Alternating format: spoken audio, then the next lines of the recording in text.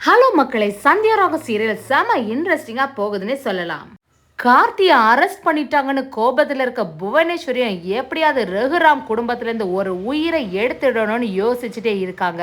அப்படியே நம்ம ரகுராம் வீட்டுல பூஜை நடக்கிறத தெரிஞ்சு அங்க ஒரு போலீஸ் சாமியாரை அனுப்பி ரகுராம கொலை பண்றதுக்கு ட்ரை பண்றாங்க. அதே சமயத்துல சுமங்கலி பொண்ணுங்கள்ல ஒருத்தங்களா வர தனாவையும் ரகுராம் பாத்துடுறாங்களா, அப்படியே தன்னோட உயிரை காப்பாத்தின மாயாவை மறுபடியும் மகளா ஏத்துக்கிறாங்களா, அதை பத்தி தான் இந்த வீடியோக்குள்ள பார்க்க போறோம்.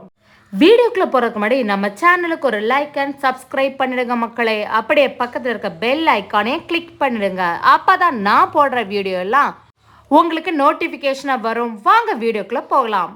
ஃபர்ஸ்ட் பாத்தீங்கன்னா ஜானகியும் ரொம்ப கவலையா இருக்காங்க. அப்படியே மாயா கிட்ட வந்து எப்படி உங்க பெரியப்பா தானா இந்த பூஜையை பண்ணதுக்கு ஒத்துப்பாங்க அப்படின்னு சொல்லி குழம்பி போயிடுறாங்க.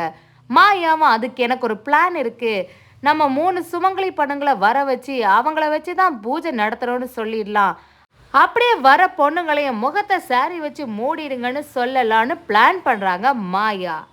அதே சமயத்துல ரகுராம் வீட்டுக்கு பூஜை பண்ணலான்னு சொல்லிட்டு அந்த ஜோசியரும் கிளம்புறாங்க அவங்க பொண்ணோட.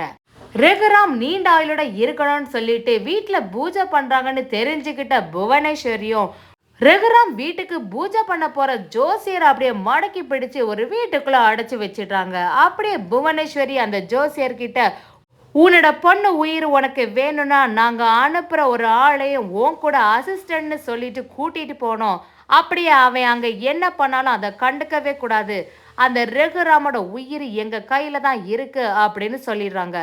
அதை கேட்ட ஜோசியரும், உங்களுக்குள்ள ஏதாவது பிரச்சனைனா நீங்களே பேசி தீர்த்துக்க வேண்டியதானே, என்னையும் என் பொண்ணையும் எதுக்கு இதுல இழுக்கிறீங்கன்னு கேக்குறாங்க. அதுக்கு புவனேஸ்வரியும், எல்லாருடைய நேரத்தையும் குறிக்கிற நீ உன் பொண்ணோட நேரத்தை பத்தி புரிஞ்சுக்கிட்டியா, அவளோட உயிர் இப்ப எங்க கையில இருக்கு, நாங்க சொல்ற மாதிரி நீ நடக்கலனா உன் பொண்ணு உயிரை நாங்க எடுத்துடுவோன்னு மிரட்டுறாங்க. அதுக்கு பயந்து போன ஜோசியரும், சரி நீங்க சொல்ற மாதிரியே நடக்கிறேன்னு அந்த ஆளையும் கூட்டிட்டு போயிடுறாங்க. அதே சமயத்துல ரகுராமோட வீட்டுல பூஜைக்கான ஏற்பாடெல்லாம் ரொம்ப சிறப்பாவே நடந்துட்டு இருக்கு.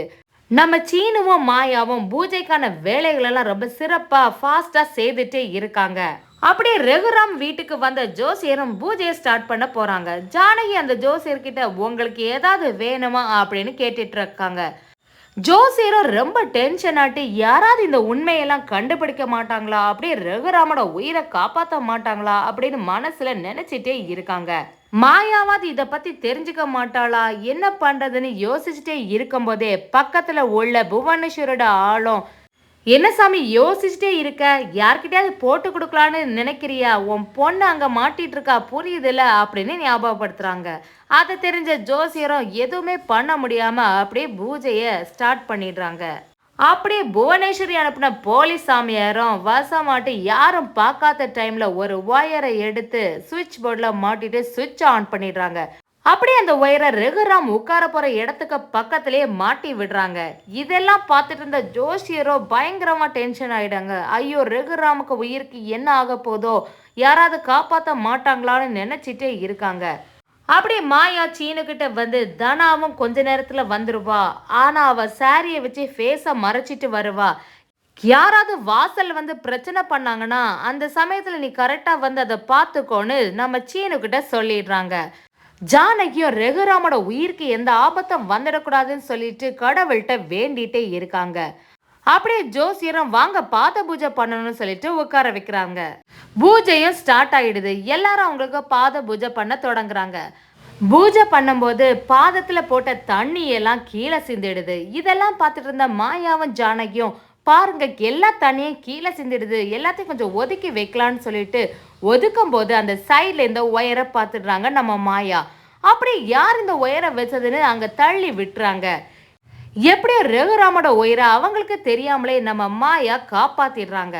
இத பார்த்துட்டு இருந்த ஜோசியரையும், ஒரு வழியா நம்ம மாயா வந்து ரகுராம காப்பாத்திட்டாங்க, ரொம்ப நல்லதா போச்சின்னு கொஞ்சம் சந்தோஷப்படுறாங்க. அந்த சைட்ல இந்த புவனேஸ்வரி ஆளும், நம்ம பண்ண பிளான் வீணா போச்சே, இன்னொரு பிளான் மாட்டாமலா போயிடும், எப்படியாவது இந்த பூஜையை முடியறதுக்கு முன்னாடி ரகுராமோட உயிரை எடுத்துடணும்னு சொல்லிட்டு அடுத்த பிளானும் போட ஆரம்பிச்சிடுறாங்க. அப்படியே ஜானகியும் சீனு கிட்ட பூஜைக்கான வேலையெல்லாம் ஒப்படைச்சிடுறாங்க. எப்பவும் மாதிரி மாயா தான் இந்த குடும்பத்துக்காண்டி எல்லாரையும் காப்பாத்துற மாதிரி காட்டிடுறாங்கன்னே சொல்லலாம்.